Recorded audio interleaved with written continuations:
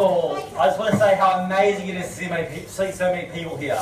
It's nothing short of a miracle, especially considering only half of us got an actual invitation. I'm so happy to be here. You broke it, you broke it.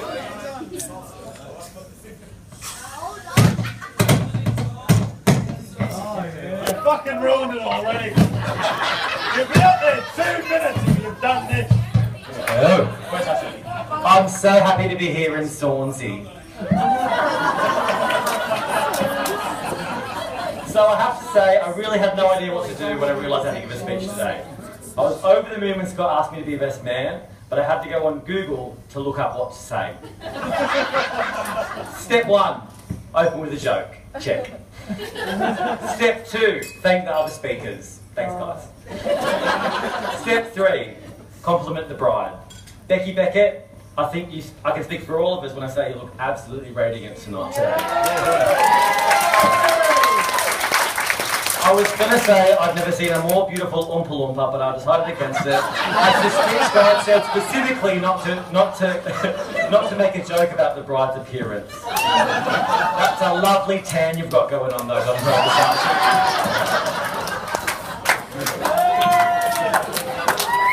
Step number 4, embarrass the groom. See, this is a step in the process that I didn't really want to skip very much, so let's get going. I've been trying for a couple of weeks to think about some stories from when we were growing up.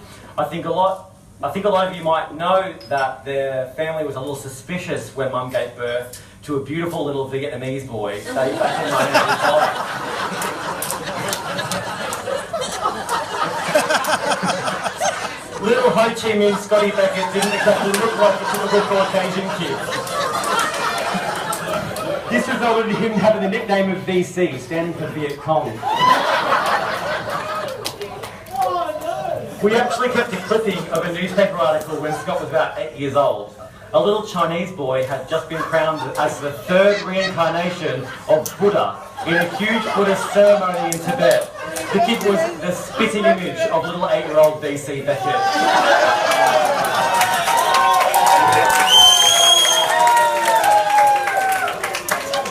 This actually haunted Scott well into adulthood.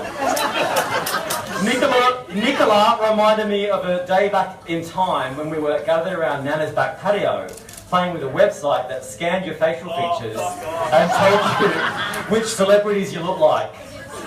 We scanned each other's faces. Scott and waited patiently for the result. Ding! We have 12 matches. The list was entirely young Chinese women. We even tried the test 3 times and it came back with the same result every time. Jokes aside, Scott was an arsehole kid.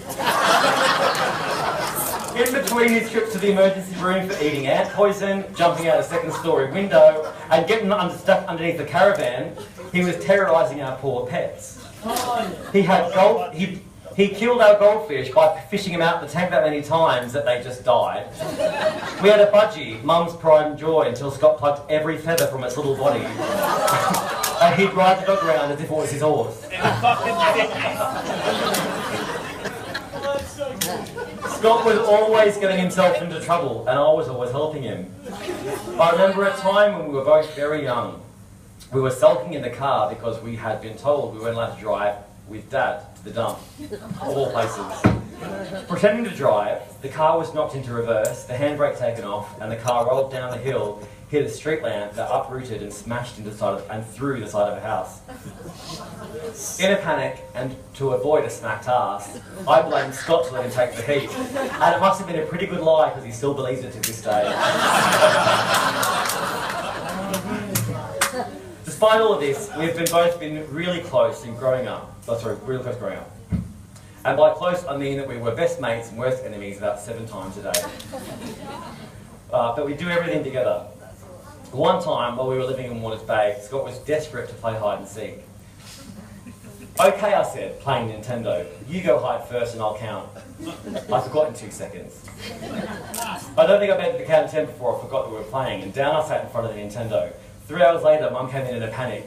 Where's your brother? I can't find him anywhere. His bike's in the front yard. He's been taken by someone in a van.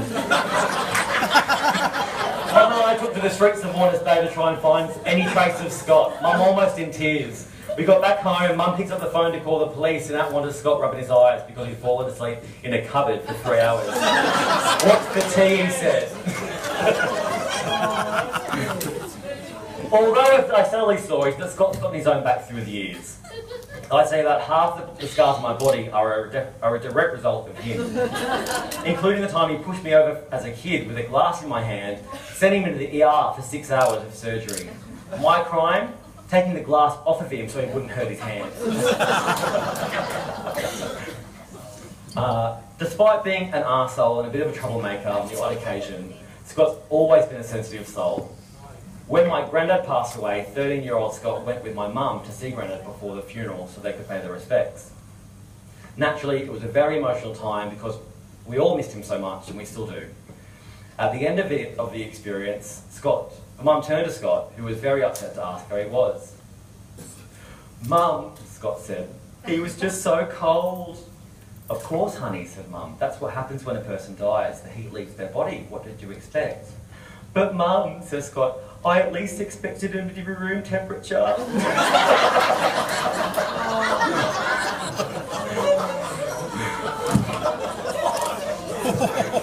Anyone who knows Scott would know that he's always had a problem with authority. He hates being told what to do. This obviously went down very well with his teachers at school. Let's just say he was never a teacher's pet. It also explains why the only person he's able to work for is himself. And explains his love of bouncers, or should I say, the love of mouthing off to bouncers. One time at the Warners Bay Tavern, Scott was being forcibly removed from the place, and the 3 bouncers pinned him to the ground. Big brother to the rescue. I thought, I can get them off his back, and I'll do so with a kick with my rubber tennis shoe. I was wrong. A Section 10 and 40 hours of community service later, it's fair to say that I'd learned a wise lesson. Sticking up for your mouthy brother isn't always a good idea. Scott, of course, walked away from that incident without so much as a hangover. Step number 4, congratulate the wedding couple and propose a toast. Becky, I just want to say that I've never known anyone to make my little brother as happy as you do. I can speak for everyone when I say I am so happy that you have found each other, and even happier to have you as part of our family. Everyone wears your glasses. To the bride and groom.